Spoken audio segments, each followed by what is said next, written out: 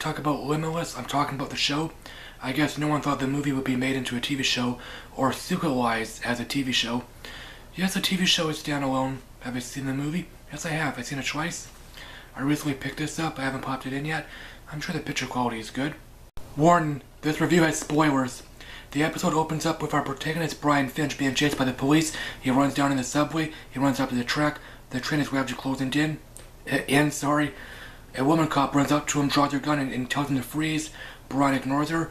He jumps down in the track as the train closes in before it could hit him. Well, time freezes. It stops. He narrates. He tells us his name. He tells us he's a musician, he's a nobody, and what looks like a dumb decision is actually a smart decision. Maybe the next 12 minutes are in flashback form. Brian talks about his family. His father falls under a mysterious illness. Nobody can explain what happened to him or what's wrong with him. Brian starts a new job, temping.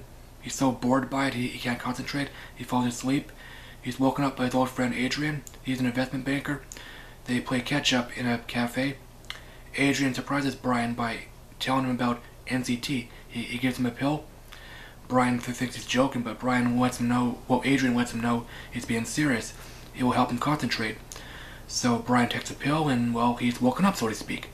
Like in the movie, when someone is on the drug, his perception really changes. It's very clear, sunny, HD-like. After Brian takes the drug, when he gets high, he immediately gets to work. He very quickly does his temping job. Well, maybe not so quickly. He does it in 7 hours. That's maybe 12 files. He reads numerous medical encyclopedias. He finds out his father's condition, and so yeah, the doctors hear about it, and I guess his family was skeptical of how Brian found out the problem, how he solved it, and of course the next morning when Brian woke up, he was hungover, he was feeling like shit. Maybe sooner in the episode we cut back to the female cop, Rebecca Ferguson, played by Jennifer Carpenter, who played Deborah in Dexter. Maybe some people feel it's weird she isn't cursing a lot. Anyway, she's talking to her boss. I forgot her name, it doesn't matter. Her boss talks about NCT. Well, she brings it up. I guess she briefly mentions Eddie Mora, Bradley Cooper's character. The first documented case was 4 years ago, 2011, which is very appropriate because that's when the movie came out. I might as well say Eddie is still a senator. Brian actually wants more NCT, so he visits Adrian at his apartment. Well, he doesn't get to talk to him because he's shocked to discover Adrian was murdered. Brian finds another pill, takes it. He grabs Adrian's pills case, probably by instinct. He hears the police coming. Rather than talk to them, he escapes. Once he's out on the fire escape, he tells us he knows how strong he is, even by his hands. Yeah, that's weird. So he runs down to the park. He calculates where he should go. He has 3 potential routes. He realizes the subway is the best way to go. So now this past narration is over.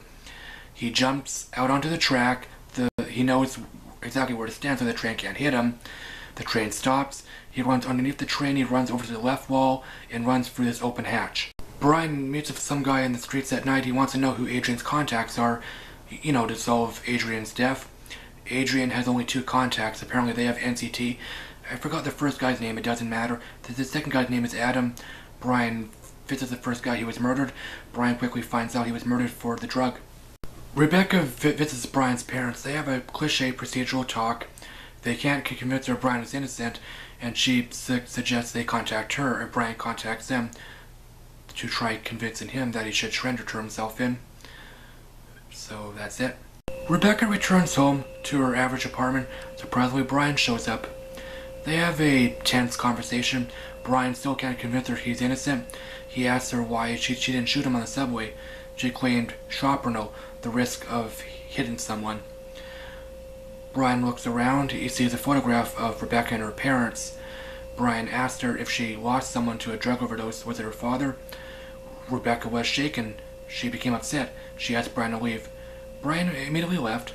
Brian visits Adam, the other contact. They have a quick friendly conversation. While Adam's back is turned, maybe grabbing coffee. Brian searches the apartment for the pills.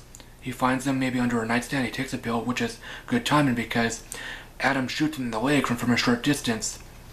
Brian quickly leaves the building. Maybe he nearly gets shot again. He runs back to his hotel. So Brian is in his hotel room. He doesn't know how to remove a bullet, so he calls up Rebecca. She kindly gives him advice, and she's hoping to trace a call so they can arrest him. Unfortunately, Brian can't remove the bullet in time. He passes out from the pain. Just before he passes out, a woman walks up to him. Brian wakes up in a different building. The bullet was removed. His wound was healed.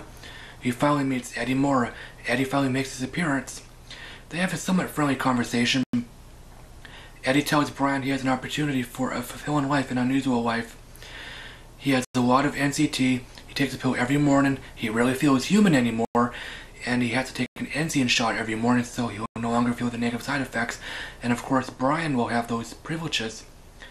Surprisingly, Eddie threatens Brian with murder if he were to tell anyone the secret, so yeah, Eddie's corrupt. My memory's kind of fuzzy here. Brian remembers Adrian has a safe deposit box, maybe it has money transaction records. He comes up with an unusual plan to prove his innocence.